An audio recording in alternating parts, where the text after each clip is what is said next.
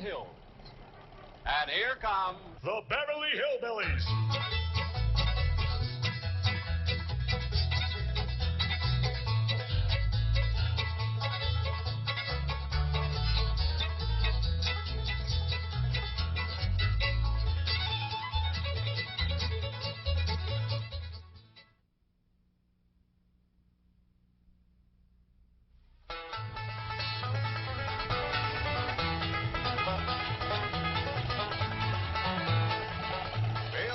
Let's find that house we bought. House they bought? In Beverly Hills? Whoa, wait a minute, hold it. How could a bunch of hillbillies possibly buy a mansion like this? Let's take them back to their home and see how this whole thing started.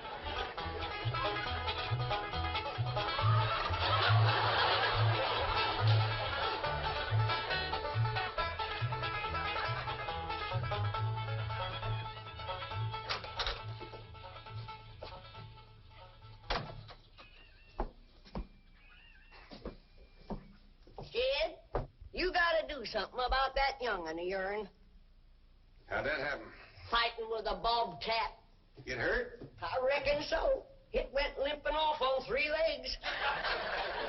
I swear, I don't know what I'm gonna do about that girl. Well, the first thing to do is to get her into a dress. She's getting too big to be wearing man's duds. Looky here.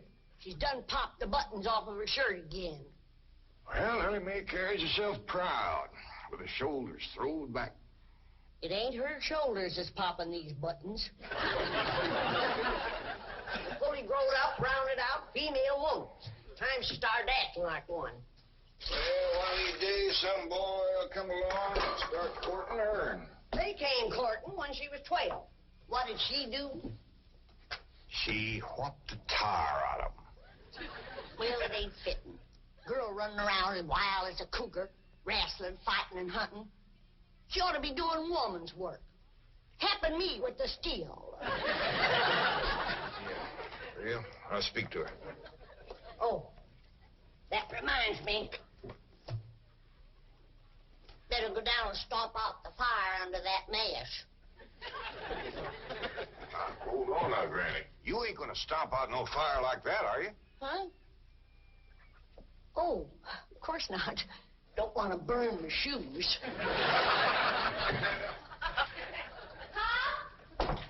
Granny, somebody open the door. Howdy, Pop. What you got there? Stranger?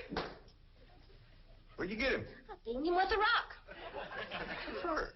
He was skulking around down by the slough. Figured he might be a revenue. He ain't no revenue. Then can I keep him? Of course not. Well, I caught him. Don't matter. Well, he won't be no trouble. I could keep him out in the smokehouse. Ellie Mae, you can't keep people like they were dogs and cats. Ooh. Ooh, ooh, ooh. Ow, ooh, that's hard.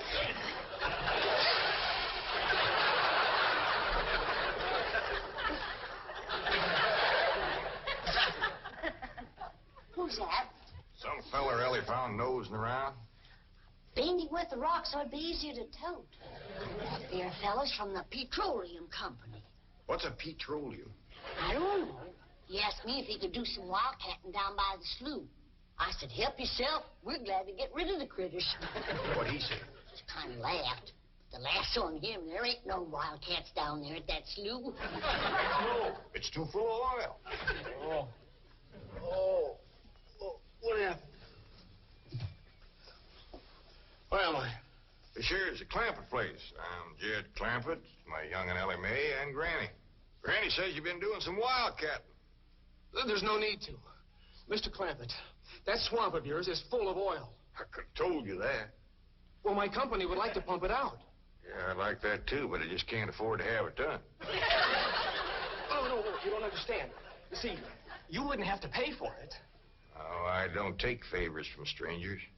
No, Mr. Clampett, you see, you're a very rich man.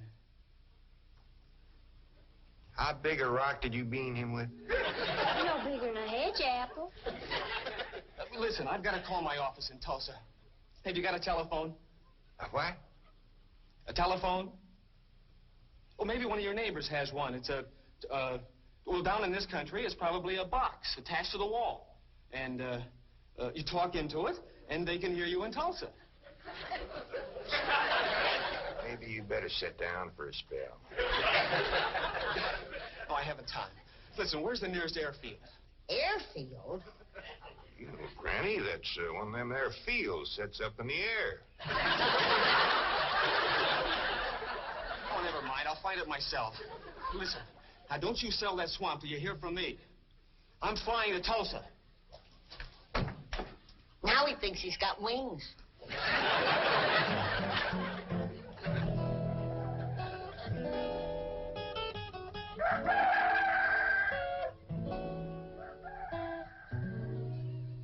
Morning, Granny.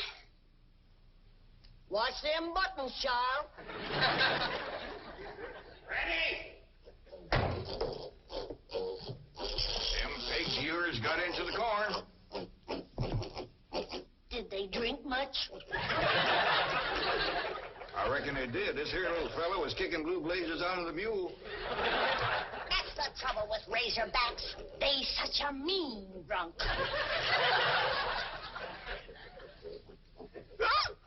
Yeah, this wouldn't happen if you'd stay in the house where you belong.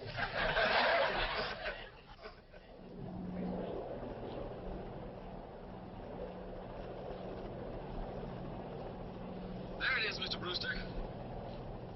On the tests and surveys, I'd say that's going to be one of the richest pools since East Texas. News like this is bound to get out. Let's go down and get Clampetts' name on a deal.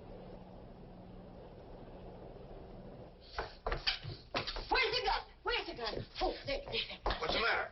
You want to see what just flew over Blueberry Ridge? What? The dad blamed biggest bird you ever laid eyes on. Probably just an overrode chicken hawk. Chicken hawk nothing. That thing could make off with the hog. Hurry up, put that gun together. No room to land near the cabin, Mr. Brewster. It's too rocky and hilly. Then let's get the sling ready to be lowered. Well, Mr. Brewster, that might be dangerous. Hang the danger. We're going to be the first oil company down there if it kills you. Me? Don't worry. If it's safe, I'll follow you. Granny, I see it. There it is. Land of mercy, look at that. What you doing, Granny? That thing's only got one claw, but danged if it ain't grabbed up a man. Hurry, Paul, it's my stranger. Where is it? Just roll in the house. I'll get it on the other side.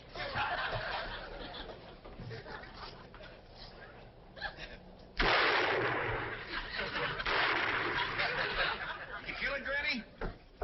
No, but I made it drop that stranger.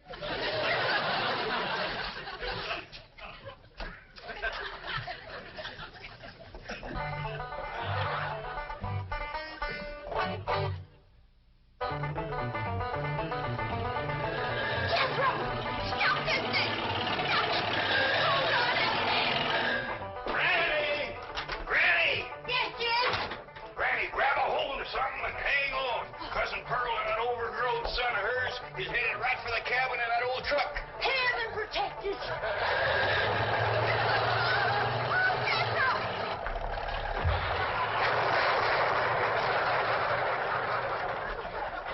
Did they hit us, Jed?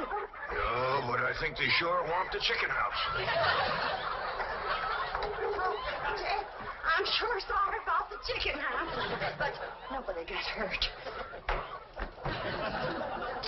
Jethro, I told you to get rid of them worn-out brakes. I did, Ma. That's how come we ain't got none. Get out and lift the chicken house back on its foundation. Jed?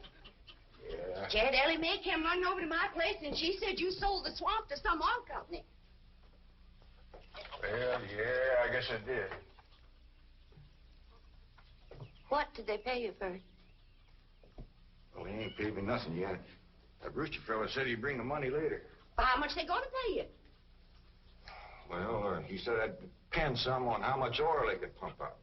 Well, he must have mentioned some figure. What was it? Now, Pearl, you know that old swamp won't worth shucks.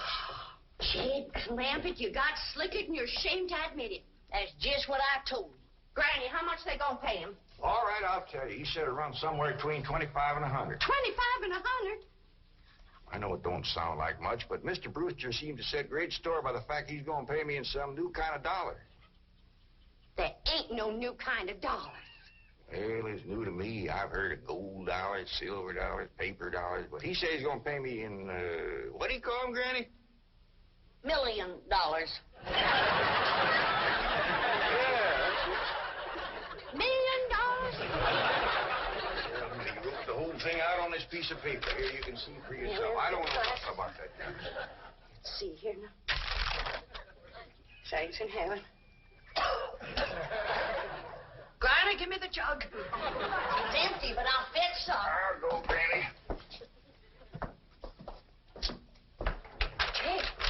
Jed, you're a millionaire. A millionaire. Yeah, that's what that Brewster fella kept calling me. I didn't know just how to take it. It meant you're rich. Me? The richest man in these hills. Maybe in the whole state. Oh, Jed, you can have anything you want. Do anything you want. Go any place you want. Yeah, that's another thing he kept saying. He said he reckoned I'd be moving away from here soon. What do you think, Pearl? You think I ought to move? Jed, how can you even ask? Look around you. You're 8 miles from your nearest neighbor. You're overrun with skunks, possums, coyotes, bobcats. You use kerosene lamps for light. You cook on a wood stove, summer and winter. You're drinking homemade moonshine, washing with homemade lye soap. And your bathroom is 50 feet from the house, and you ask, should you move? Yeah, I reckon you're right. Man, be a dang fool to leave all this.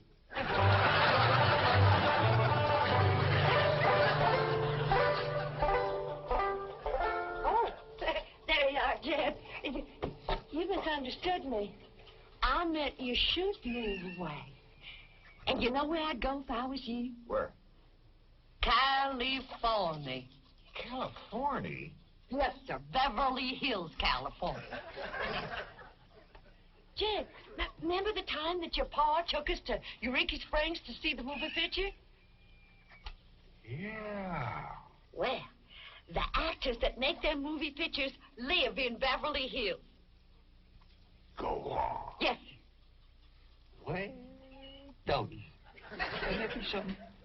Living in the same neck of the woods with old Tom Mink. It sure would. And we could come visit you. You know what else they say about California? What? It don't get cold out there. What don't get cold out there? Nothing don't get cold out there. They don't have no snow or no ice. Can't they bring some in? They don't want it. That's why'd be so good for Granny. Remember last winter when she slipped on the ice and broke her hip? Yeah, poor old woman. She was limping for 2 days. Well, that couldn't happen in California because they don't have no ice. How come? I don't know how come. But Granny'd sure like it, and we could visit you.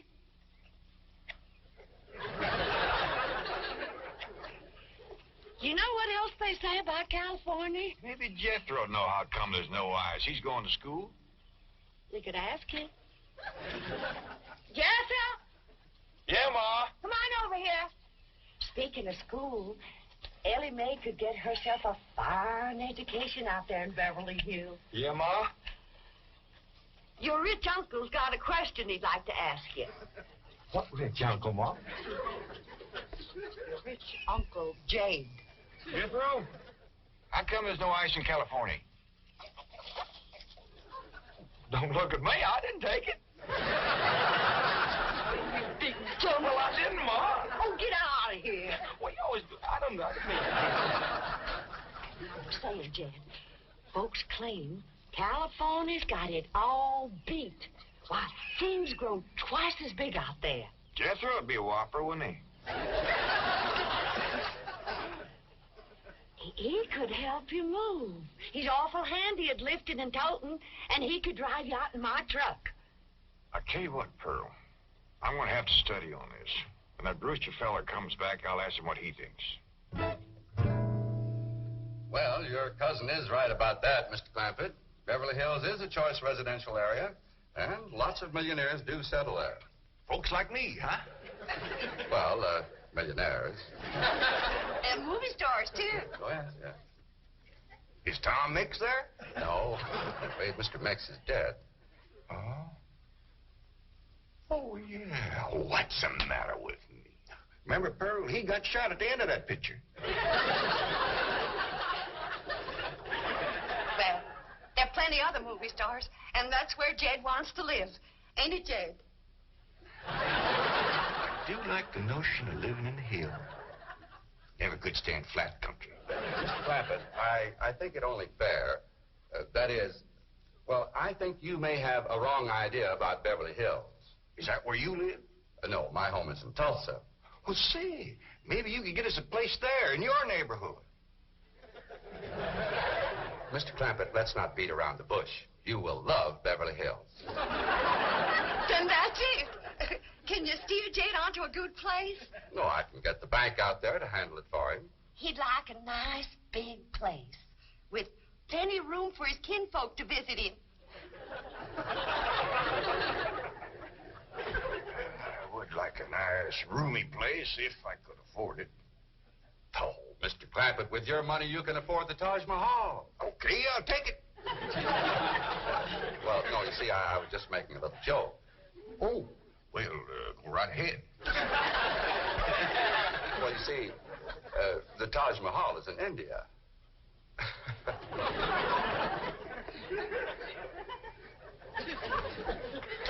Mr. Brewster, you're a nice fella, but I've heard better jokes.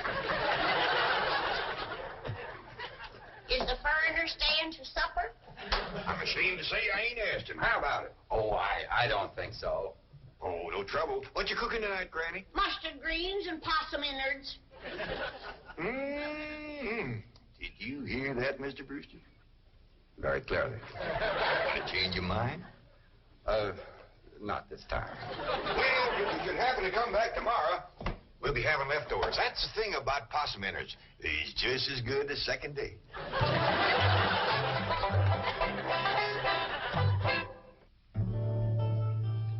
Ellie, if old Duke sits there with you, there ain't gonna be room for Granny. Oh, that's all right, Pa. Granny ain't gone. Who says she ain't? She says she ain't. That's right, Uncle Jed. She's a sitting on the back porch in her rocker, and she says that's as close to California as you're gonna get her. We'll see about that. Dang if I ain't got me the muliest women. We ain't never gonna get there.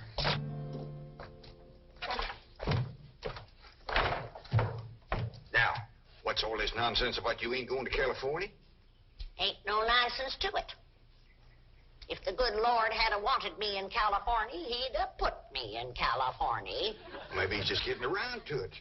The book says he moves in mysterious ways. Well, if he moves me, I'll go. But you and Big Jethro ain't a-budging me. Granny, this here Beverly Hills sounds like the kind of place you'd like. That Brewster fella says they got smogs out there. What's a smog? Well, me and Jethro figured out that's a small hog. And you heard what Pearl said. He ain't got no snow on, fella. Has bought us a house in them Beverly Hills. He's in our $25 million to look out there. Well, you just chase on out after it. I'm staying right here. And I ain't afeard neither. Granny, I ain't leaving you here alone. And I ain't a-budging out of this rocker.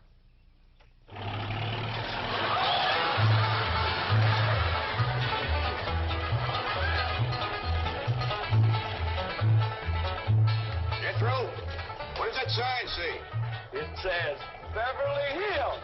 You hear that, Granny? We're there. They call them hills? Why, we got moles that can push up higher ridges than that. Well, leastways, it's hills. We'll be among our kind of folks.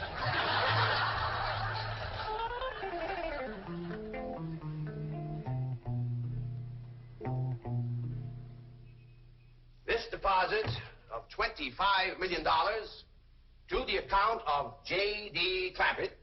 J.D.? As in Rockefeller. Elevates us to third position in capital assets and assures our bank of... Come in. Oh, I'm sorry to interrupt, Mr. Drysdale. All right, Taylor. Well, are we all set to give the Clampetts a red carpet reception? Well, I'm afraid Mrs. Drysdale still isn't too happy, sir. Yes, I know. Oh, my wife is very upset that I got the estate next to ours for the Clampetts. Says I don't even know what kind of people they are. Do you? I know to the dollar what kind of people they are. They're my kind of people. Loaded. Taylor, have the gardeners got the grounds in order? Yes, sir. But I'm afraid that's another thing your wife was upset about. Oh? Well, you see, your gardeners have been working on their lawn all week. Why, they've mowed it, trimmed it, fed it, clipped it. I don't care if they lather it and shave it. This is the most beautiful mansion in Beverly Hills.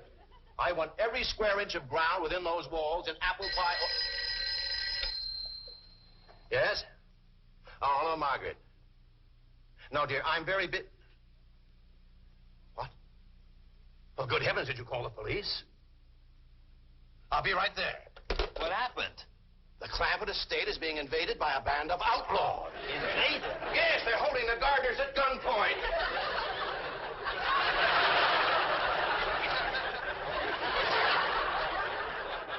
Sure is lucky we come along when we did. That's the truth. The way they were slipping through that gate, another 5 minutes and that whole darn prison would have been empty. Jethro, you sure that's a prison? Yeah, Uncle Jed. I seen pictures.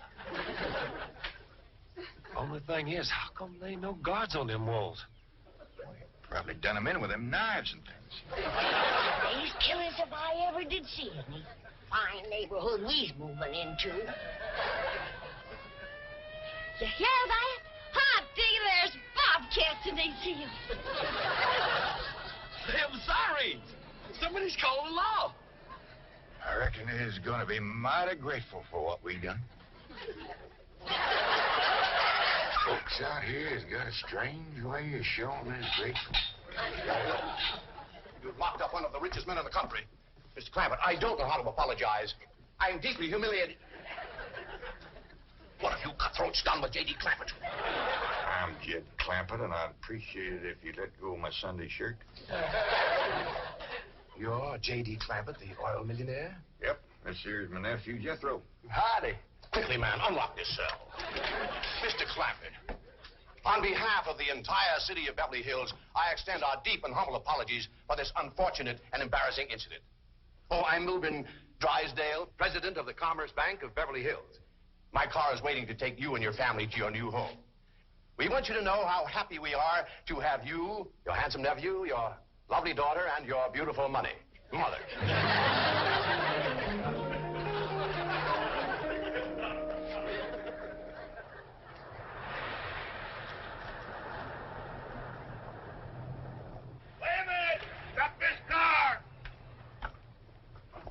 Drysdale, you tricked us. You just took us out of jail so you could bring us back up here to prison. Head for the hills, everybody!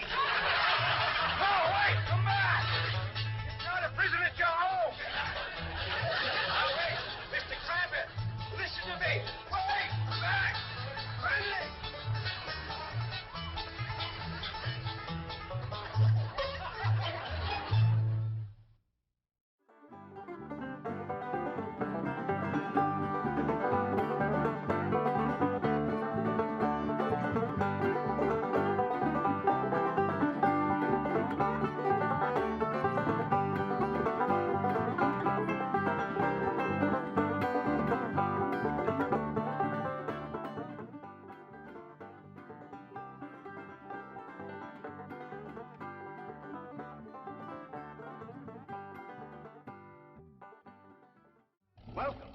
Welcome.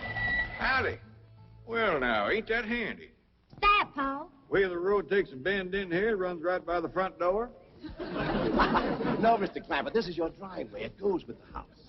Is this thing a high Oh, yes, indeed. It was built by John Barrymore, one of our finest actors. Pretty fair stonemason, too. Hey, Jed! sandy soil. Fine, Granny. We'll commence plowing tomorrow. But this is Beverly Hills. Dirt is dirt. Yes, I know, but why don't we look around inside, eh?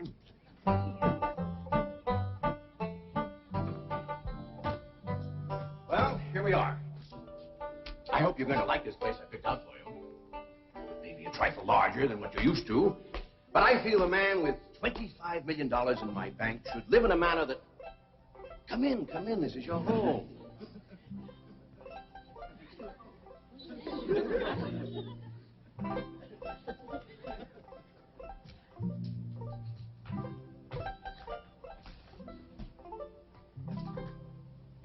As I say, it may be a bit more than you're used to, but I'm sure you'll be comfortable. Now, my secretary will be over right away to help you with the hiring of servants or whatever problems you may have. She's a very efficient girl, Miss Hathaway. Jed? Jed?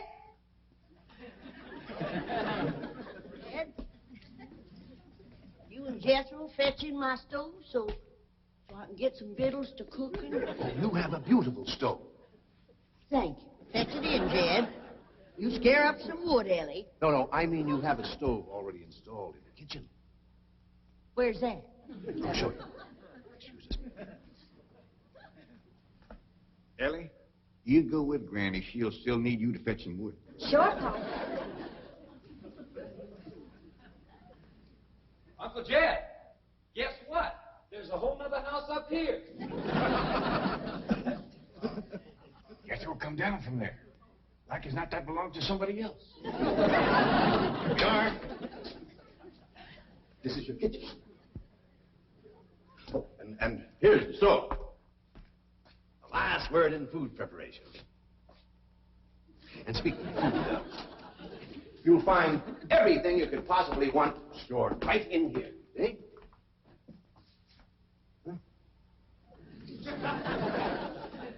Well, I'll leave you ladies to your culinary delights. Au revoir. Bon appetit. Talks gibberish. You said a great deal of store in this here stove, Granny. Well, we'll see. Ellie, you run out and fetch some wood. I'll get a fire going in here and we'll see. Jethro, I hope it's all right for you to be missing school. Oh, sure, Uncle Jed. They ain't straight in the 5th grade. You're in the 5th grade already? Starting this year. Don't seem like no time at all since I went with your ma to get you started in the 1st grade. You was 6 years old. No bigger than that. We drove clean over to Oxford so you could go to the same school your pa went to. You wouldn't know that town today, Uncle Jed. Oxford? Yes, sir. Well, that town has growed and spread out and built up and just kept getting bigger and bigger. Where today, why, I bet you there must be at least 3 or 4 dozen people living there. A place like that's all right to visit, but I wouldn't want to live there. Do you have any assistance? No, thank you, Mr. Drysdale. We were just talking about Jethro here getting back to school. Oh, well, we have some excellent educational facilities out here, Mr. Clampett. Where do you go to school, Jethro? Oxford. Oxford. Yeah, you see, Jethro's ma, that's my cousin Pearl. She married an Oxford man, so naturally Jethro, he goes to school there, too. I'm the champion crawdad eater. At Oxford? Jethro put away 3 buckets of crawdads. 4. And he's learned to cipher and everything. Cipher some for Mr. Drysdale. 1 and 1's 2. 2 and 2's 4. 4 and 4's 8. I have to take off my shoes to get any further than that. Never mind. I'm sure we're thinking of 2 different Oxfords. You see, there's one that's very, very famous and very old. That's where Jethro goes to school. Been there since pioneer days. That's how come it got its name. It's where the oxen used to ford the river. So folks took to calling it Oxenford, and later on it got shortened to Oxford. Well, I'll be running. Oh, by the way, here are your keys. My secretary should be over very soon. Well, thank you very much, Mr. Drysdale, for everything you've been doing for us. Oh, it's my pleasure, Mr. Clampett. You see, I'm not only your banker, I'm your next-door neighbor. Well, say, now ain't that nice? Well, now, why don't you bring your missus over tonight for supper, and I'll have Granny womp up a mess of grits and hog jowl. Well, you see, right now my wife is in Boston. Well, that's too bad. When'll she be back? Not too soon, fortunately. I'll see you later. Well, thank you, Mr. Drysdale. So long. Uncle Jed, you reckon one of these days I can have me a little bitty old taste of Granny's moonshine? Now, Jethro, you know the family rule about Granny's moonshine? You get your first taste on your wedding day and not before. Well, Uncle Jed, that might be an awful long time. I ain't even got me no sweetheart. How come? Why, back home, every time I get me a girl, one of them there big fellas would take her right away from me. Maybe out here in Beverly Hills. Paul, could I please have the axe? I gotta split some wood for Granny. Fetch it, Jethro. Ain't this place got a wood pile? Not that I could find, but I found a whole row of black old dead tree trunks, pretty near as high as this height. Is it kind of big for you to tackle? Well, shucks, no, Paul. They're only this big around, and all trimmed and topped and strung together with the black rope, so as no matter which one you cut, the others keep it from falling. Somebody had a right smart idea there. Just the same, I think I'd rather have Jethro do the cutting. Oh, Paul, let me. Cutting trees and chopping logs ain't no work for a girl. I'm just as strong as Jethro. You ain't neither. I am so. You ain't neither. I am so, too. You want to wrestle? Darn too. Now, here. That ain't no fair fight. Somebody's gonna get hurt. Now, yeah, you see? You're getting too rough. Jethro. A person can get crippled from a hold like that. Get up from there. I can't, Uncle Jed. You turn him loose and get up from there before I take the strap to the boot. Now, here, you get out there and chop down one of them tree trunks. And saw Granny some nice logs. Yes, sir, Uncle Jed. Could have whooped you if you hadn't tripped me. Okay? Come back here and sit down. I want to talk to you. Whooped him fair and square, and I'll do it again. You won't. That's what I want to talk to you about. Ellie Mae, you're getting too big to wrestle with boys. I ain't as big as Jethro. Big that way, I mean, growed up. You're a young lady now. You gotta start minding your manners and fixing yourself up real nice, and wearing dresses. Paul, folks would call me a sis. It ain't sissy for girls to act like girls. You see, Ellie, I raised you like a boy, and I was wrong to do it. I reckon every man liked to have a son, and you was my only young'un. And when your ma passed away, I just decided to turn you into a boy. By the time Granny come to help out, you was too wild to tame. By thunder, you could outrun, out-climb, out-fight, and out-shoot every boy in them hills. Still can, Paul. Yeah, but it ain't fitting. It ain't right for folks to go against nature. Now look at old Duke. Reckon we could turn him into a cat? Of course not. That's right. Because nature made him into a dog. It's the same way nature made you into a girl. Here lately, she's getting more and more positive about it. You mean my ears is grown? No, nothing like that. You're pretty. Oh, Paul. I know you don't like it when I say that, but you like it when the young fellas around here commence saying it, and they will. Only they'll probably be using words, fancy words I won't even understand. But Ellie Mae, ain't nobody can ever tell you how pretty you really are, Symphony. You're the living picture of your mom.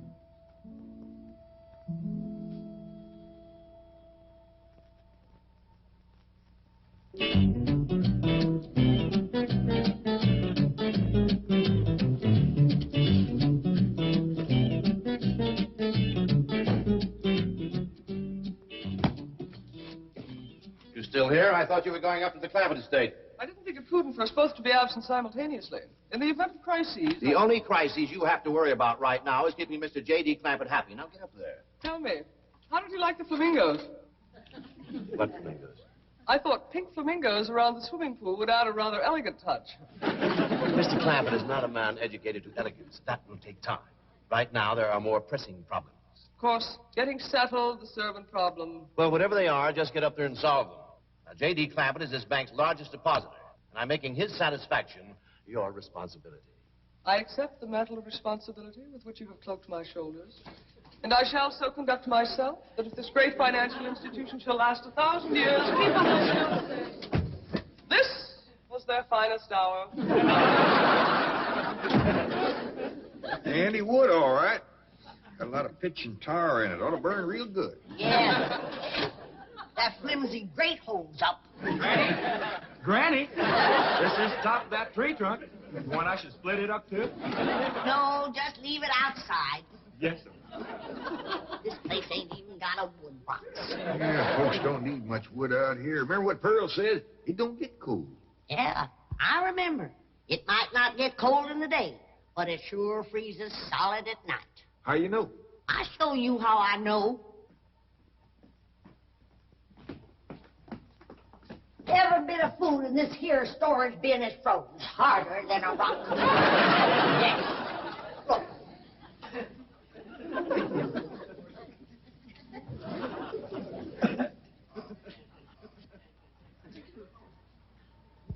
Mighty thin-skinned hog.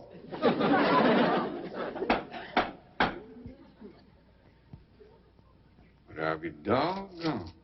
Take me 2 days to thaw out that ham before I can ever cook it.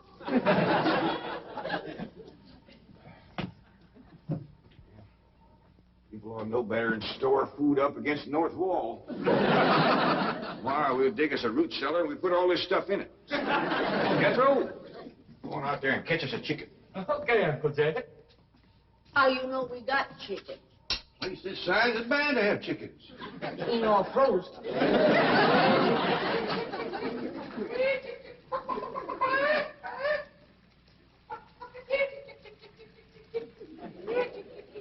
Chick, chick, chick, chick, chick, chick, chick.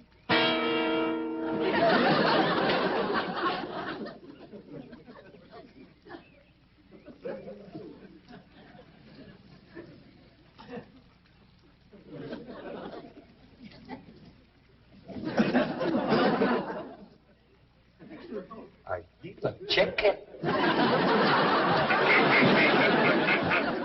Here's that bucket. You want it? You take it, Ellie. See if you can find a creek. I gotta have some water. You know a pump on this place? It ain't even got a well. Uncle Jed. Yeah, boy. Did you find a chicken? I found something. I ain't sure if it's a chicken, a goose, a duck, or what. Where is it? I couldn't catch it. That thing can outrun a jackrabbit. There ain't no goose or duck. A chicken. If it is, I was right about things growing bigger out here. That thing was this high. A chicken? Ah, Jethro. Honest, it's got legs this long. Divvy's on the drumstick. Drumstick ain't much. Whoever gets that neck is eating from now on. It commences here and runs plumb up to here. Jethro, you ain't forgot what I said about Granny's jug of liquor. I ain't been to Granny's jug. You have your in first. Honest, cross my heart. Where'd you see this chicken? Down by the cement pond. Cement pond. Uncle Jed, that pond is the fanciest thing you ever did see. Why, they is steps. So's the cattle can walk right down into it and get a drink. And up at one end, there's a lady standing there made out of rock. And she's a-pouring water out of a jar right into that cement pond. Oh. Well, that's how come that big old pink chicken to get away from me. Flew right over the top of that there rock lady, landed in that pond, and swam like an otter. Just flapping them big old pink wings and hollered. What color did you say that chicken was? It's pink. Ain't I told you that stuff would stunt your growth? Miss Granny, I didn't touch a drop. You and me is going to the woodshed. Now, Jethro, you swear to be telling the truth? So help me, Jefferson Davis. You take your hat off when you speak of the president. Well, he ain't president no more. I'll have no Yankee talk in my kitchen. Now, Jethro, you and me is going back out there and corner that chicken. Granny, you get your fire to going. Ellie Mae, you sweep up out front and keep your eyes open for that Miss Hathaway. I'm counting on her to take you in hand and get you in the right kind of clothes. Come on. Chicken.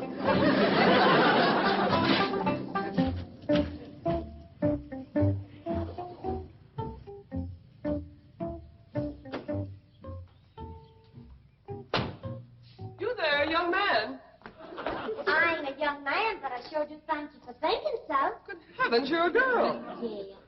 I'm Jane Hathaway, executive secretary to Mr. Drysdale. And you, I take it, are a domestic of some sort? Cleaning girl, housemaid?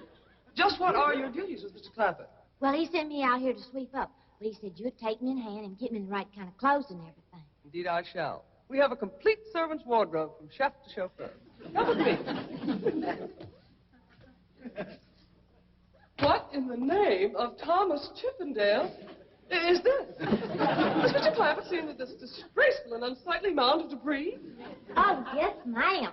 This is all his. Oh, what charming antique. Just like you said, Jethro. Rock lady pouring water into a cement pond. Yes, sir. And over there's where I seen that great big pink chicken. Only thing is, it don't sound like a chicken. It makes a kind of hollering noise.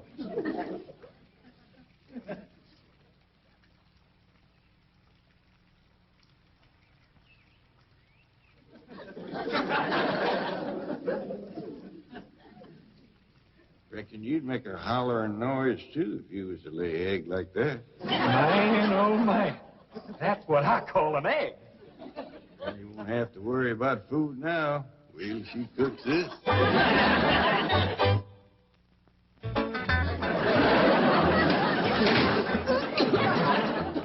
That flame city stove don't draw worth nothing. Hey, Granny, look at this egg. What's all the smoke? Stove don't work. Probably just a stuffed-up flue. Ain't got a flue, ain't even got a stovepipe. Well, I'll get the shovel and a hoe and rake it out of there. Here, you keep this egg.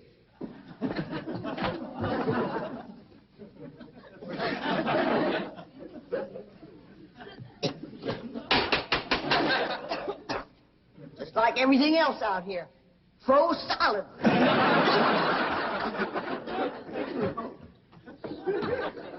Really, my dear, you look quite charming. Well, I feel like a dead blamed fool. Oh.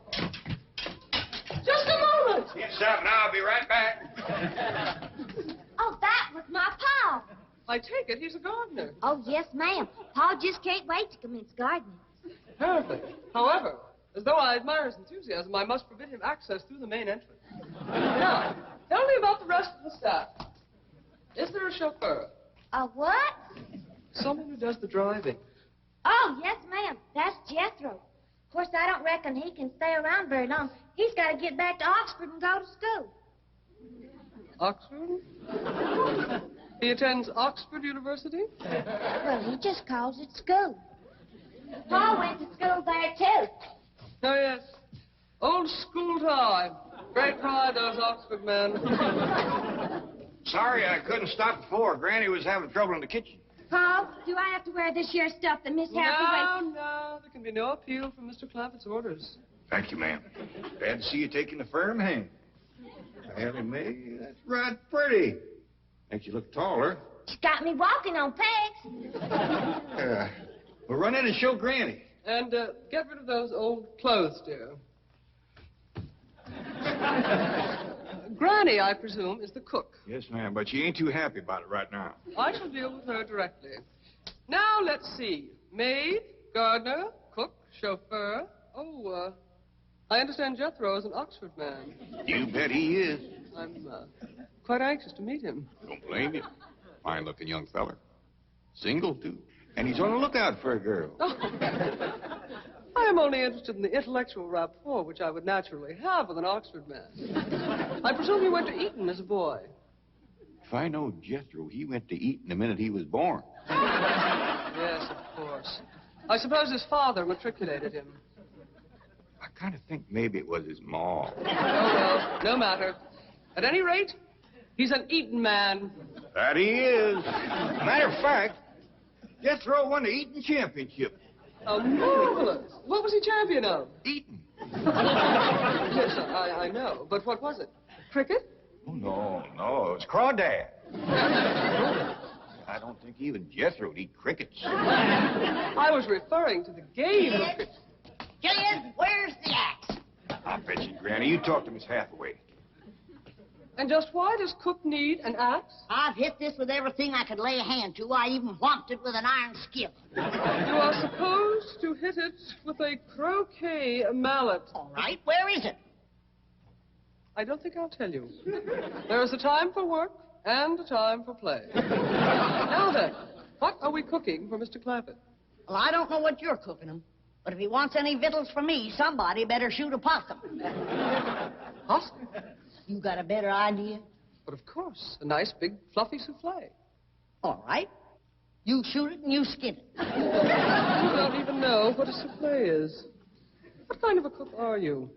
I'm a cook with a stove that don't draw, food that's froze solid, chickens that can't be caught, eggs that can't be broke, and a smart alecky city woman telling me my business. That's what kind of a cook I am. Mind your tongue, little woman. I can have your job. You sure can, and the sooner the better. General's coming, and just wait till you see what he's got. Thank heaven. Now I can have an intelligent conversation. Look, Granny, I caught that big chicken. I hope it ain't as tough as its egg. That is a flamingo. Oh, no, ma'am. That's my nephew, Jethro. Jethro, say hello to Miss Hathaway. Howdy, ma'am. This is the big dangest chicken you ever did see. You go to school at Oxford? Yes, ma'am. I'm in the 5th grade. Stop dragging and bring that chicken's neck. Ellie Mae! No, stop, you Martha. Don't harm one feather of that beautiful bird. I've taken just about as much as I'm going to take from you. Yeah, Granny. Ellie, you get the fire going under the big kettle outdoors. Young lady, where is your maid's uniform? I ain't gone away. Oh, yes, you are. No, I ain't. Oh, yes, you are, if I must subdue you forcefully. I wouldn't try that. Don't! Don't! Try to tell you. Let me out. I'll set on her, Ellie. You get the fire to go under. Now, here, Granny. Come on, let her up. Get off of her. You are discharged. All of you. That. Fired. I am the most incompetent, insubordinate, belligerent group of domestics it has ever been my misfortune. Hathaway. Ah, Chief. You're just in time to help me take disciplinary action. You're fired. I've already told them. Not them, you. These people are the Clampetts. Clampett? Yes, that's right. Now go back to the office and pick up your severance pay. You are through. Now, Mr. Drysdale, hold on a spell. I reckon there's been a kind of a misunderstanding. But this little lady's been a right big help to us. Why, she fit in just like one of the family. Matter of fact, her and me is going out hunting. Ain't that right, Miss Hathaway? Yes, indeed. Yeah. Jethro, you can take that pink chicken back out to the cement pond. We're going out and shoot us a nice, big, fluffy souffle.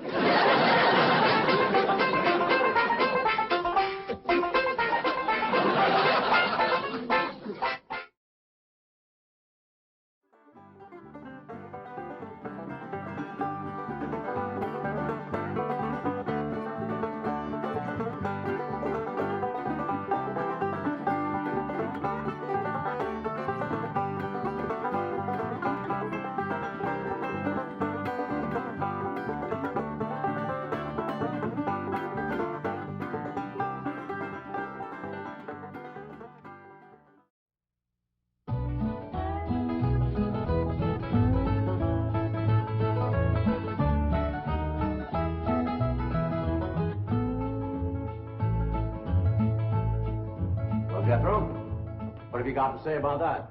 I didn't bust it, honest. He's telling the truth, Mr. Drysdale. It was hanging in pieces like that when we moved in. Yes, sir. No, it's supposed to be like that. It was made that way. It's been like that for 200 years.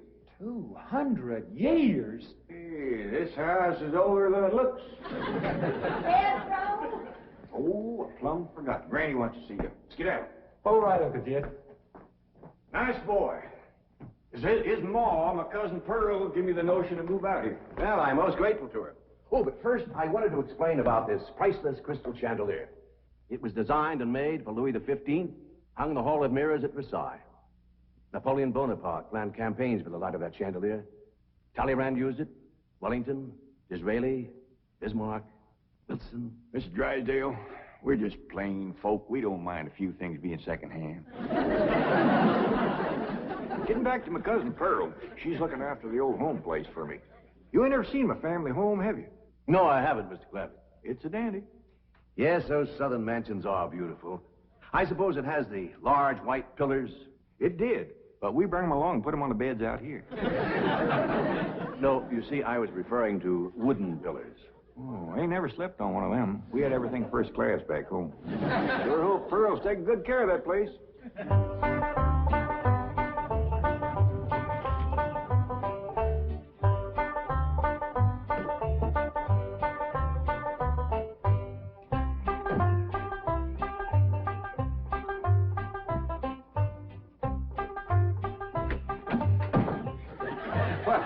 Hello there.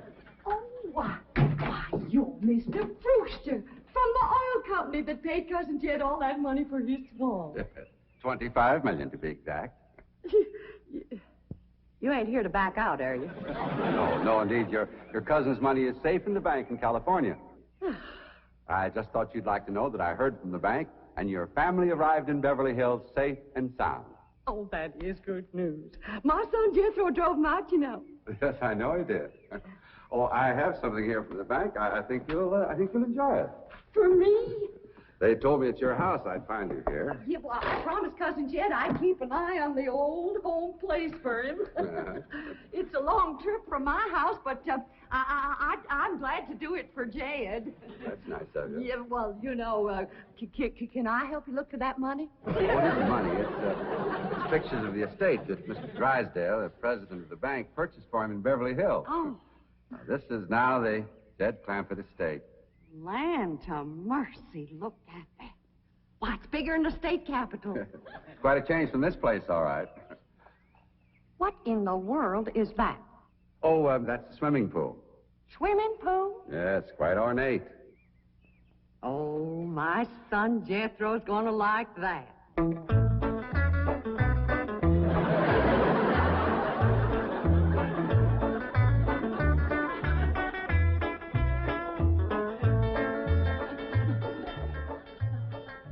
Granny, when we's done washing, can I go swimming here in the cement pond? Of course not. I don't allow nobody to splash around in my wash water. Ain't there no place else you can wash? This cement pond's the only water we got. Place ain't got a well, it ain't got a creek. Ain't even got a rain barrel to catch what comes out of the sky. Oh, and that banker fella seen me unloading your wash tub and scrubbing board. He said, why, you can throw that away. We don't use them things here in Beverly Hills. Now, you listen here to me, boy. I don't care how other folks live in Beverly Hills, but us Clampetts is gonna be clean. Yes, ma'am. May not have it as nice as we have it back home in the cabin. Pump right in the house and everything. But we ain't gonna lower our standards. No, ma'am. Here, wrench these things out for me. We gotta get this tub back to the kitchen really fast. Yep. Being clean is a strict rule with your Uncle Jed. Let me look you over. Many's the time we've been down to our last piece of fat batter. I'd say, shall I cook it to eat it, or shall I render it down for soap? He'd say no. Render it down for soap, Granny. The Lord will feed us poor folks, but we gotta do our own washing.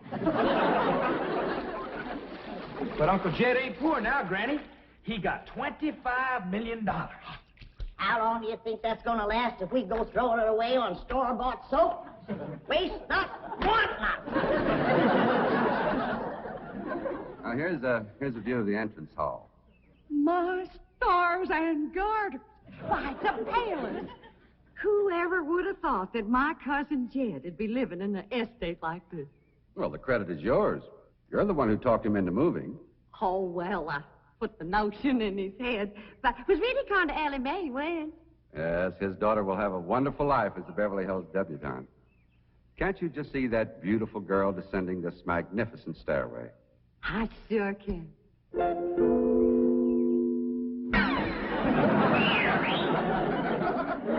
Really, me? I don't reckon that's the way a young lady comes down the steps in Beverly Hills, is it, Mr. Drysdale? Oh, not as a rule, no. Oh, I can come down the other way. Watch this.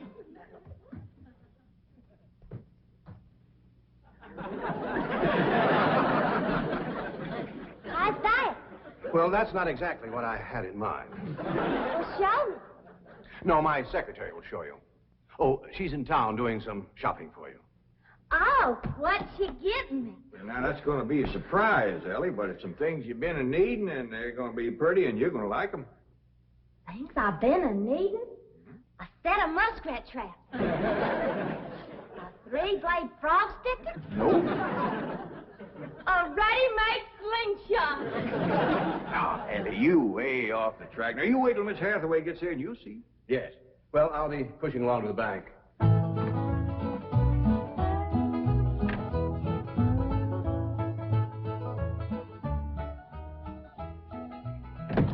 Now, don't you worry about your daughter, Mr. Clampett. When my secretary gets through with her, you'll think she's been to finishing school. I sure wish my cousin Pearl was out here fixing Ellie up. She's a whiz at fancy sewing. Oh, is she a dressmaker? That woman can make anything. Why, she can pick up a handful of straw, and before you know it, she's made a hat. That's remarkable. So she's a milliner. Oh, she's a Clampett. Married a Bodine. I don't recall knowing the milliners. Milliners are women who make hats. That's Pearl, all right, but she's a Clampett. You talk about making hats. Pearl made herself a hat one time was shaped just like a bird's nest. And in there on the nest was this blue jay a-setting on her eggs. Well, sir, they come from everywhere to see that hat, to study it, to see how Pearl made it so as they could copy it. Boy, there was dozens of them from all around. Hat designers? No, blue jays. Never did catch on too good with people. For a while there, Pearl couldn't hardly go out of the house without a bunch of blue jays taken out after her. Sure wish she was out here. She'd have Ellie slick as a picture in a catalog. Yep. I ought to be out there in Beverly Hills helping Cousin Jed. Well, he certainly has plenty of room for you. This mansion of his has 32 rooms and 14 baths. 14 bathrooms? Yes. A sunken marble bathtub. Oh, I can just see Ellie Mae having herself a bubble bath in there. I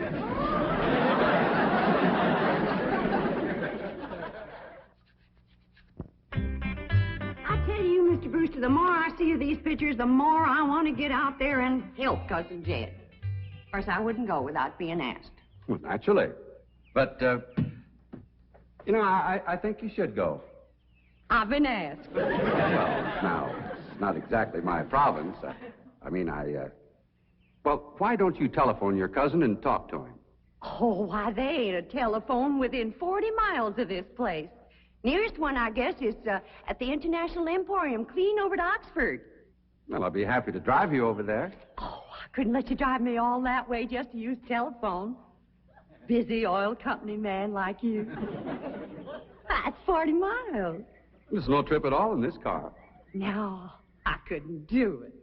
Why, folks that see me riding in this big, shiny car with a tall, good-looking city fella, why, sure as the world, they'd think that...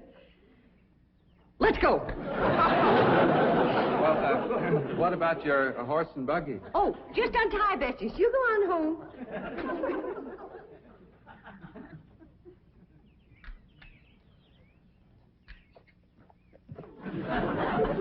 Well, Bessie's headed for home, all right. Mrs. Bodine, how long has your buggy been hitched there? About an hour. Why? Why, a blue jay built her nest on the seat, and she was sitting on her eggs. Oh, shoot. I wanted to wear that.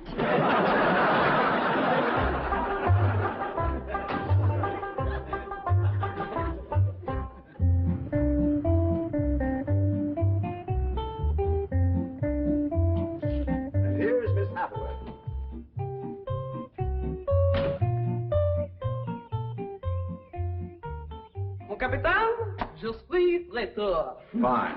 Ready for Ellie Mae? Gentlemen, aided and abetted by the gossamer garments, exotic lotions, and other feminine appurtenances within these cartons, I am ready to assume the role of Pygmalion and transform that barefoot Galatea into a striking and sophisticated paragon of Beverly Hills literature. That's yes the hard way. Well, duty calls. I leave you in capable hands. Goodbye, Mr. Clampett. Thank you, sir. Chief? Well, that sure is neighborly of you, Miss Hathaway. You reckon you can handle Ellie Mae? Uncle Jed, Granny says... Oh, howdy, Miss Hathaway. No. Bonjour, Jethro. Here are them things in for Miss Hathaway, Jethro. I think she kind of likes you, boy. She does? Well, I can't take them into the house. That's what I come out here to tell you. Granny says that all the men folks got to stay out of the house while Ella Mae's taking her bath. Oh. But isn't Ellie Mae bathing in the privacy of her own bedroom suite? Hear what she called you? Sweet. What's the matter with him? Why doesn't he answer? Hey, he's just a little shy, I reckon. Ask him again. Is Ellie Mae in her bedroom suite? No, she ain't, darling. Fine, I'll find her myself. Uncle Jed, I got me a girl. You sure have, boy, and a city girl, too.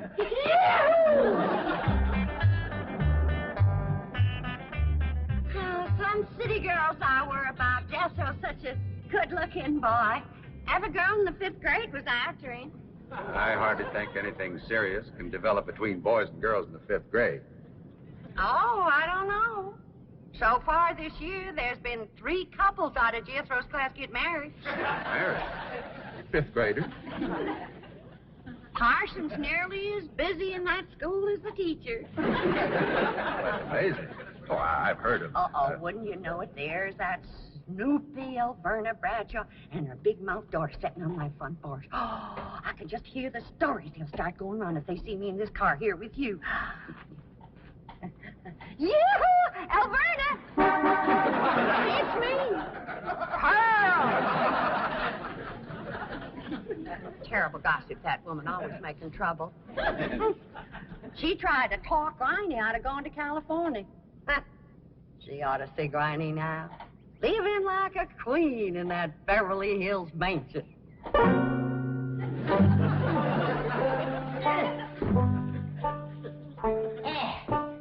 I should have listened to Alberna Bradshaw and stayed home.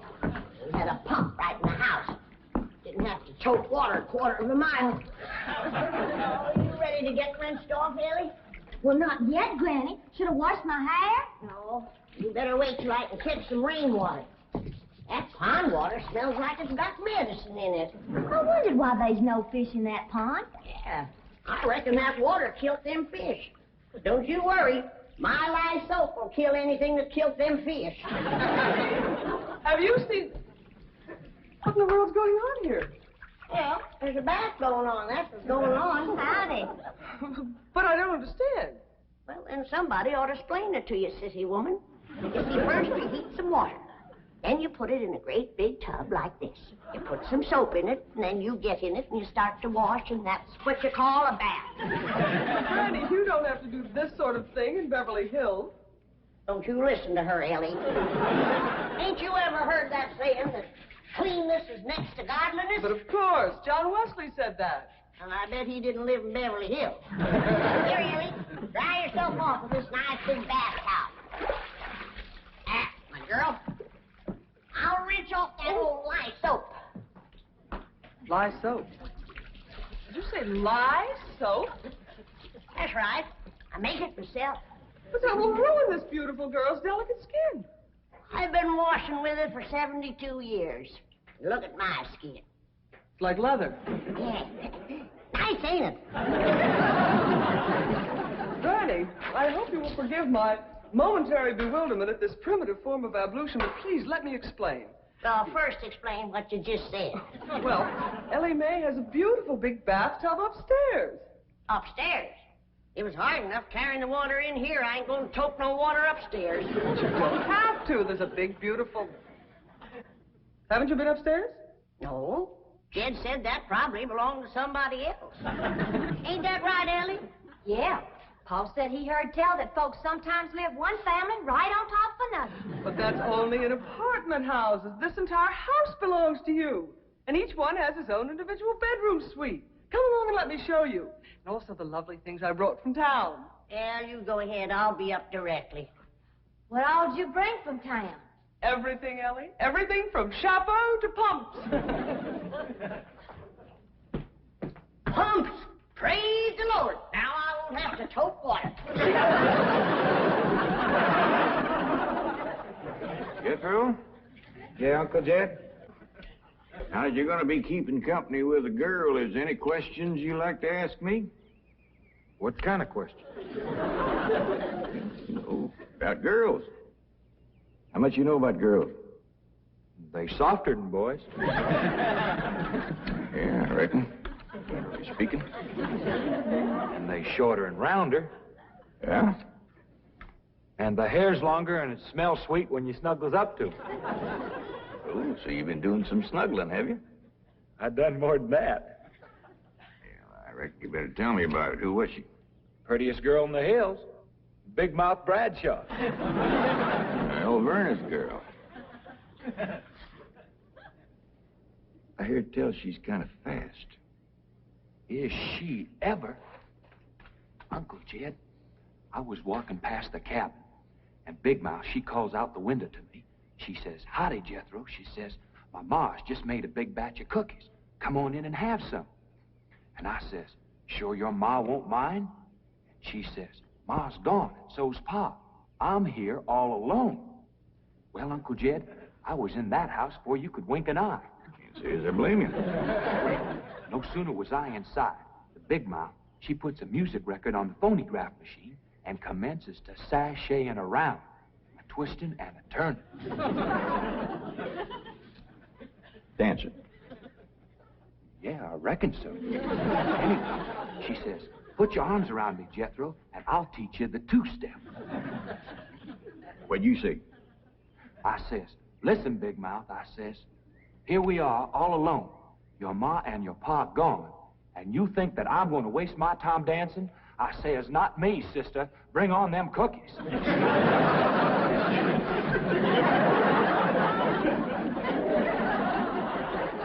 What'd she say?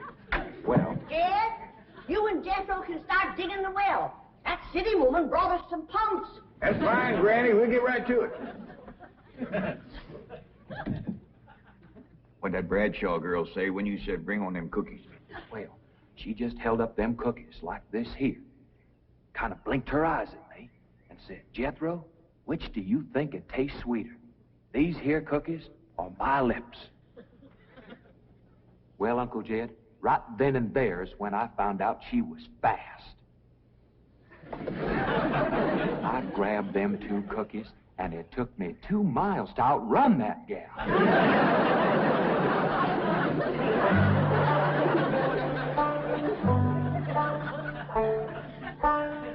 Jethro, on one of these days, you and me's got to have a long talk.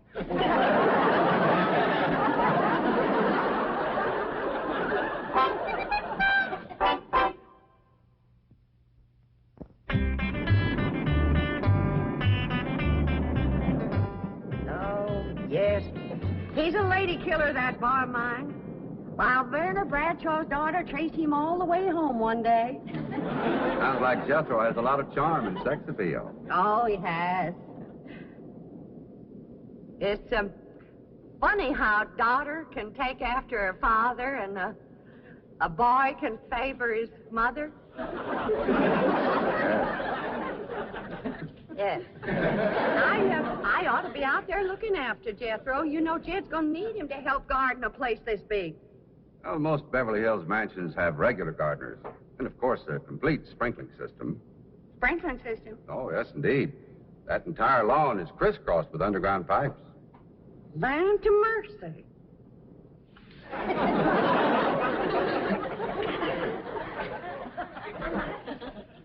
By thunder, Jethro, there's water all over this property. Ain't too deep, neither. I know. Should I commence to digging? Well, now, let's get as close to the house as we can. That way the pump won't have so far to pull. Clampetts? Jethro? Oh, here comes your sweetheart. It's Clampett. I cannot handle that daughter of yours. What happened? I opened that box of beautiful clothes, turned my back for a moment, and she bolted like a wild colt. I was afraid this would happen. Where is she? She's up there. I'll go right up and talk to her. Jethro, have you been upstairs yet? No, ma'am. Then you've got a surprise coming to you. What is it? Your sweets. So are you. No.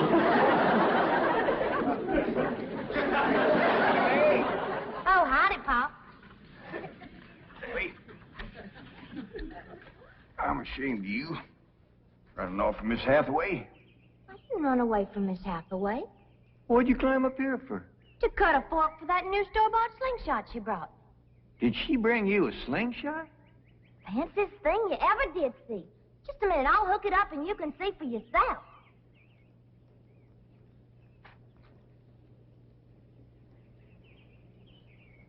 Look at that.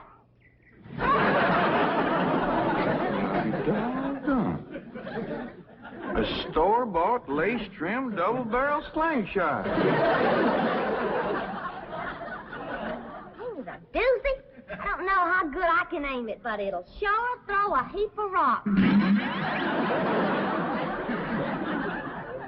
Yeah, they really need me out there. Well, I could work wonders for Ellie Mae with my fancy sewing and beauty secrets and hairstyling and everything. Of course, I had to learn all those things, not having a husband to support me.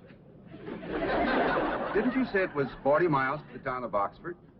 That's right. Well, we've already driven 110 miles. Land to mercy, I forgot to tell you the turn-off. Well, long as we come this far, maybe we ought to go right on to California.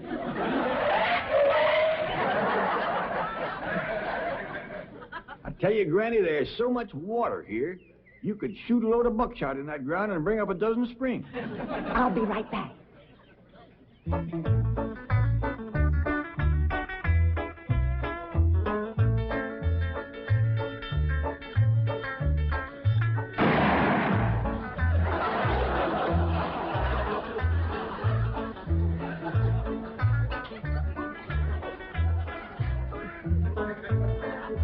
I ain't never missed yet.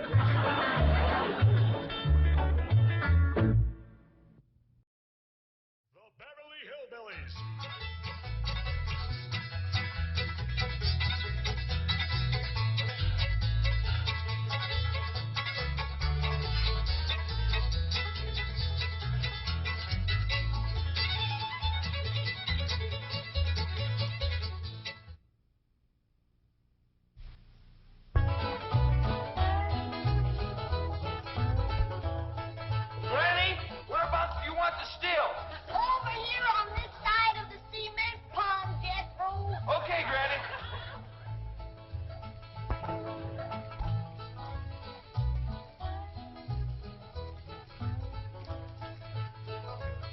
Come on. He's waiting.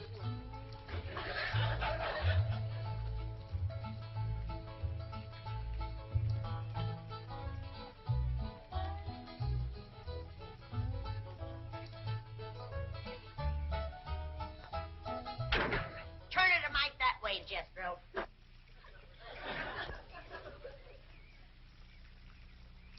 Only one bad thing about putting you still here, Granny. What's that? Drysdale place is downwind. The smell of your corn liquor or brewing is going to drive poor Miss Drysdale right out of her mind. She's a drinking woman. How do you know, Uncle Jay? Well, he kind of let it slip out. Remember when we was unloading this from the truck? Yeah? He says to me, what's that? I said, that's a still for making corn liquor. He turned kind of white and trembly, and he says, oh, please don't ever let my wife see that. I reckon she just can't leave the stuff alone. Some folks like that. Terrible. Come to think of it, that's how come she's in Boston. What kind of drinker? Yeah. Miss Hathaway says she goes all over every place looking to get cured. Them city cure no good. The minute you go to taking it away from them, they want it all the more. I could cure Mrs. Drysdale of her drinking in 2 days. How, Granny? I just tell her she could have all she wanted. When they find out you don't care if they drink, they don't care to drink. That sure would be a blessing. Over here, Ellie, now. No more talk about drinking. Hey, look, everybody. Ella Mae's wearing a dress. How, Mr. Drysdale's in the house to see you. All right. My, ain't she pretty? Yeah. But, Ellie, you're showing too much bare hop. Well, that ain't her fault, Granny. She just got the dress on backwards. Ellie, honey, put it on the other way around. All right. Hold it. Hold on. What kind of a dress is that? Well, Miss Hathaway says it's a California sundress. Let no son of mine wear it. My daughter need it. Granny, you'd best get her into something decent whilst I talk to Mr. Drysdale. Uncle Jay, can I go swimming in the cement pond? Oh, I reckon so, Jethro. But this ain't like the swimming hole back home. You can't go in there without no clothes on. I can't? No, sir. Okay, Uncle Jay.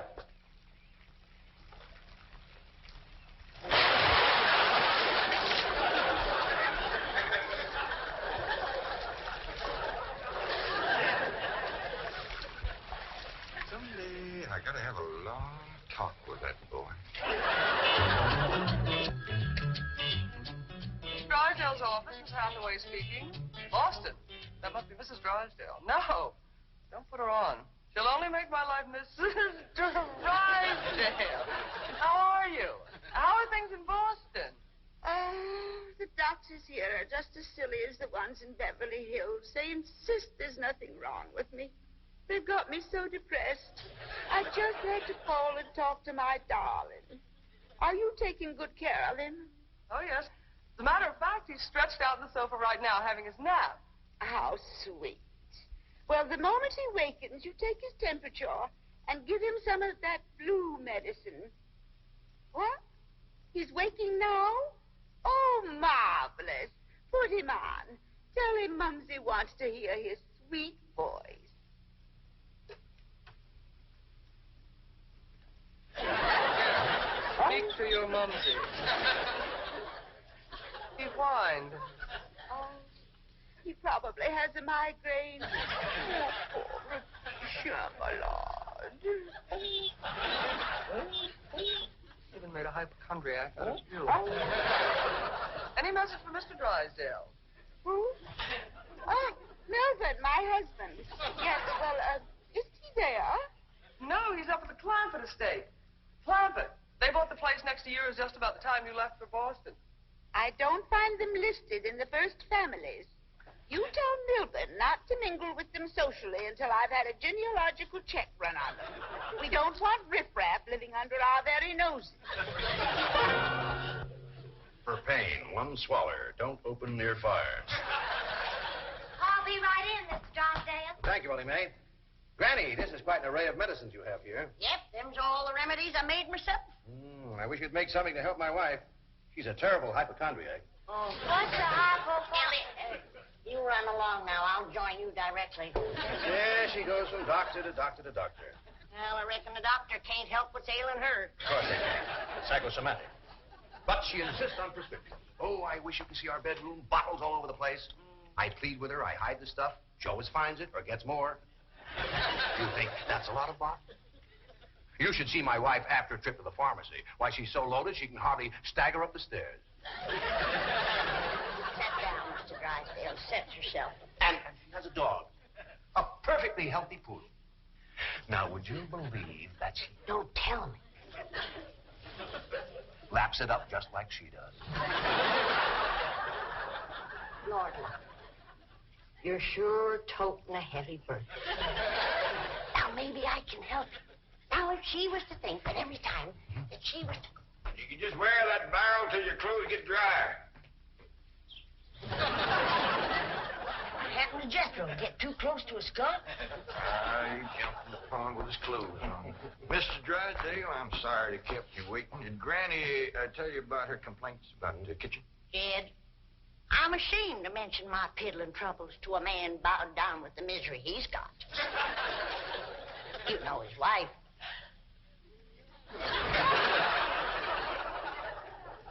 Mr. Drysdale, our hearts go out to you. And we're going to help you, ain't we, Jed? You bet you we are. Man serves a poor purpose in this world if he can't help his neighbor. Oh, you're very kind, but I'll manage. I've been living with it for years. Have a nip, it'll brace you up. Oh, no, thank you. I never touch it. You hear that, Jed? Poor man. He's got all the trouble and none of the fun.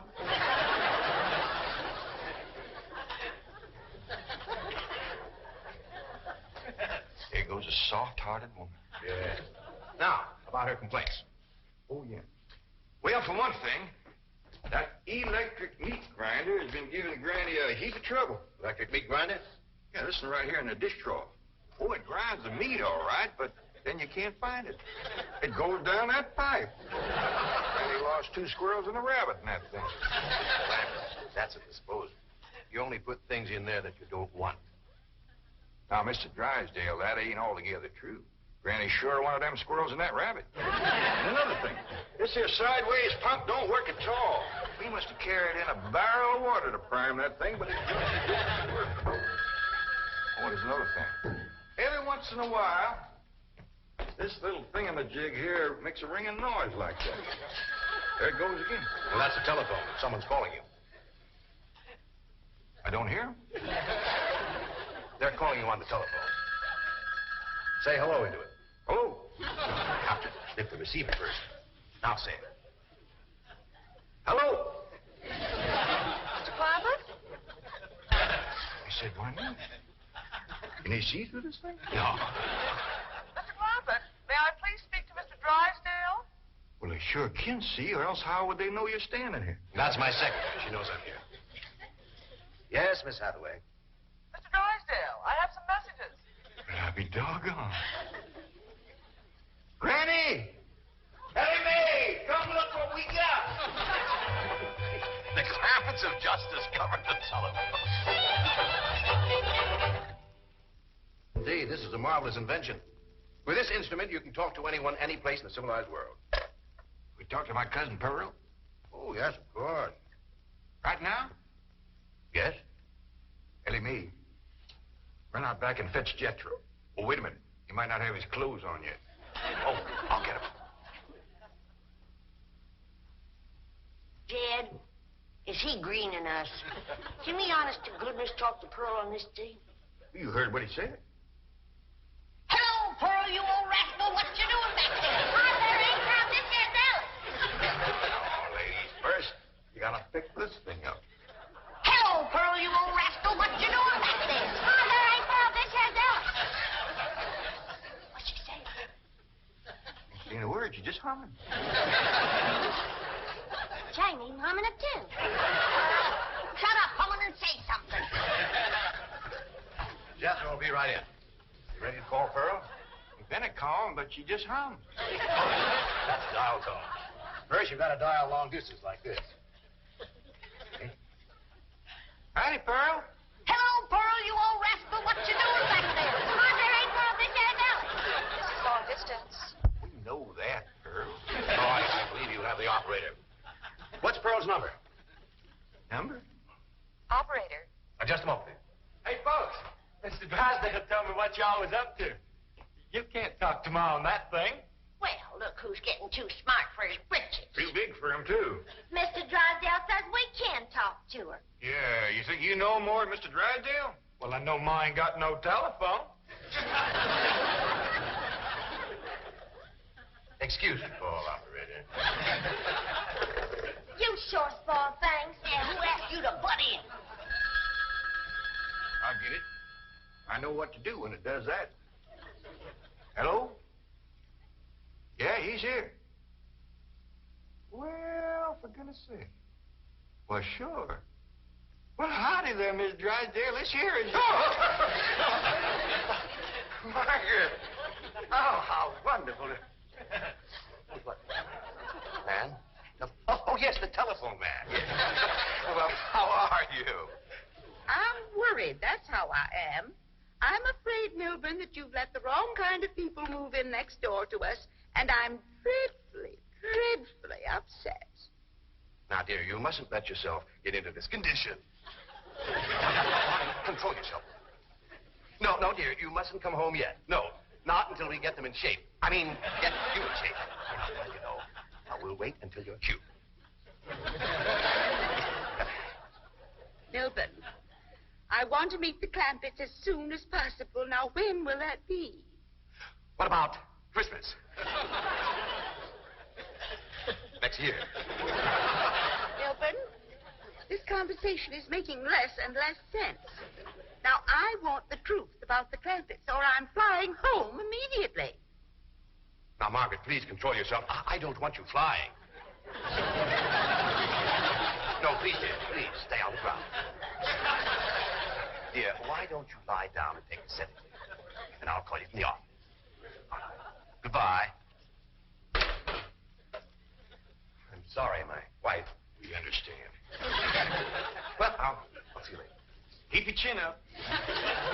Poor man. Would it just tear your heart out? He is so ashamed of his wife, he don't even want us to meet her. What he says, she won't be cured till Christmas of next year. You gotta help him, Granny. I still say I could cure Mrs. Drysdale in 2 days. Sure be worth a try. If we could get her out here. Kid, misery loves company. And if that poor, miserable woman thought that she had a drinking friend living next door... Granny, you ain't ever down more than a thimbleful in your whole life. I know, kid. But it'd be worth a little white lie to help a neighbor and save a marriage. But how?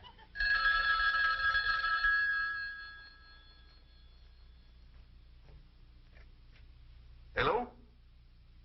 Yes, ma'am. Ain't that a stroke of luck, Granny? It's Mrs. Drysdale again. Well, no, ma'am, he ain't here, Miss Drysdale, but Granny and me'd like to talk to you. We's your next-door neighbors, the Clampetts. Listen, honey, I got my still set up not 50 feet from your back door. Now, you come on home, and you and me will get glassy-eyed, falling down crocked. We'll get juiced at eyeballs. How does that sound to you, honey? I don't hear nothing. Me neither. The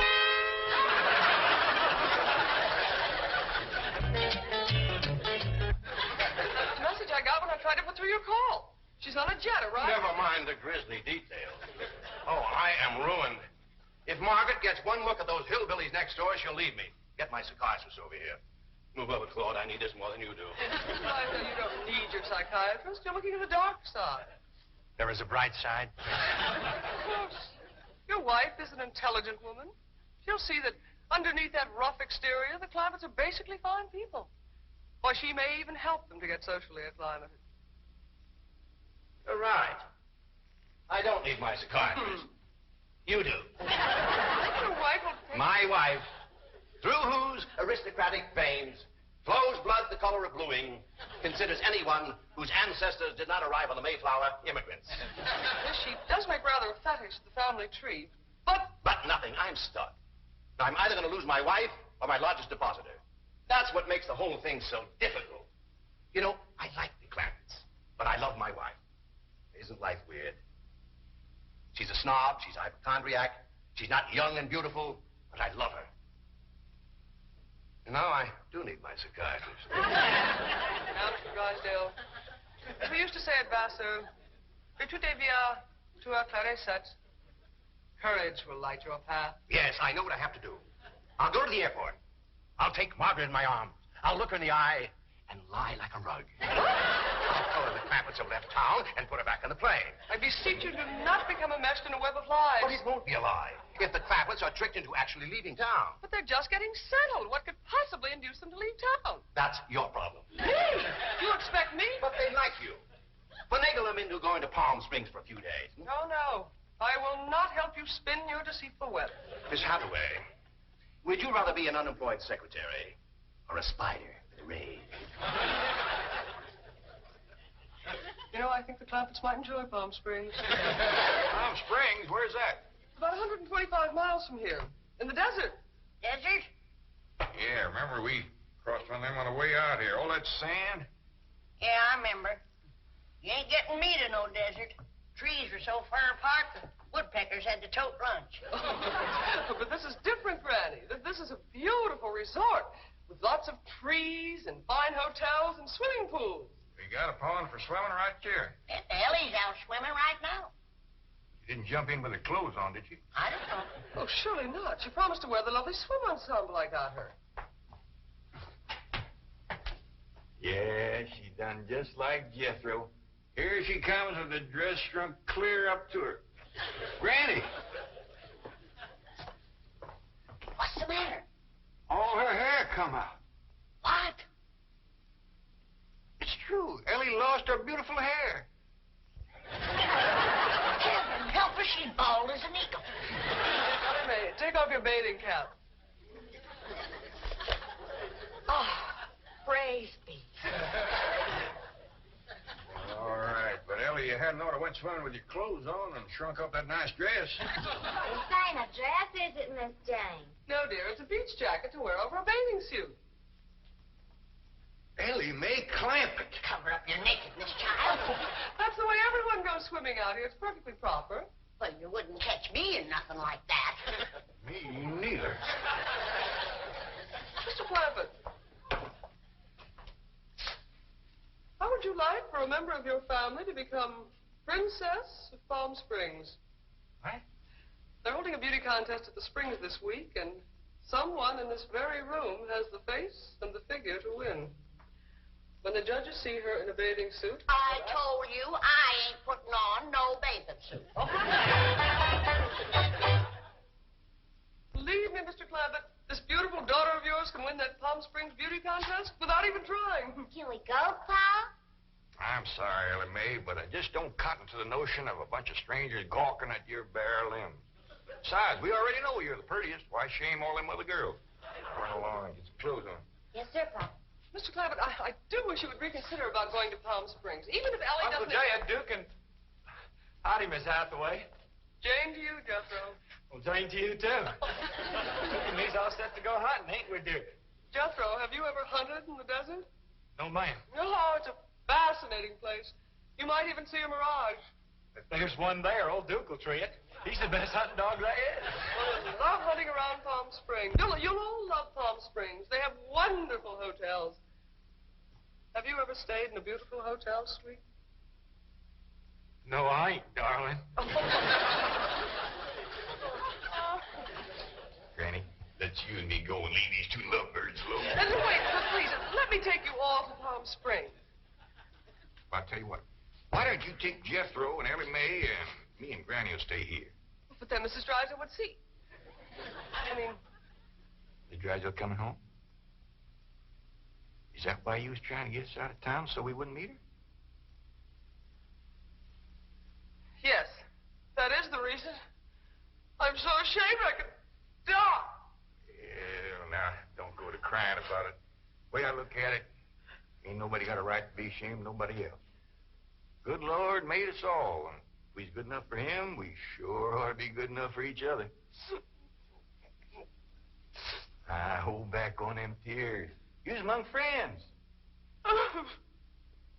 I remember a long time ago hearing a fellow say it. He said it just about right. He said, there is so much good in the worst of us and so much bad in the best of us that it don't hardly... Well, go ahead and bawl. It'll make you feel better. I'll tell you what. If this means so much to you, we'll all pick up and go to them Palm Springs with you. Oh, bless you. Mr. Drysdale would be so happy. I'll go help Ellie Mae pack. I'm telling you, that Miss Drysdale must be a mess. She's gonna need our help, kid. This is a poor time for us to be leaving. Yeah, we gotta help her once we get back. Right now, we gotta respect Mr. Drysdale's feelings. Jethro, you go get the truck ready. Okay, Uncle Jed.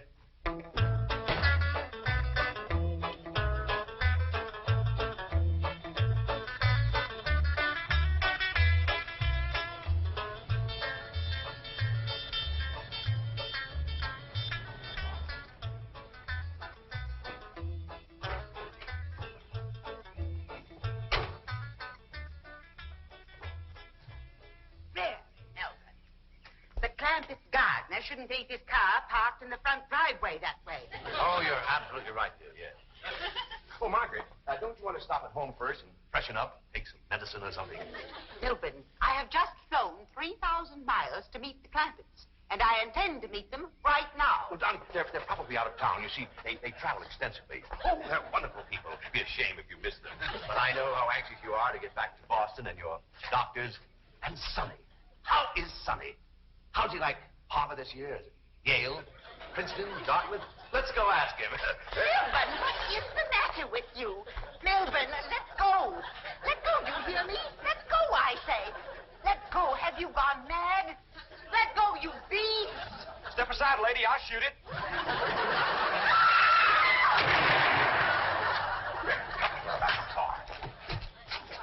What'd you shoot, Jethro? Think it was a fox.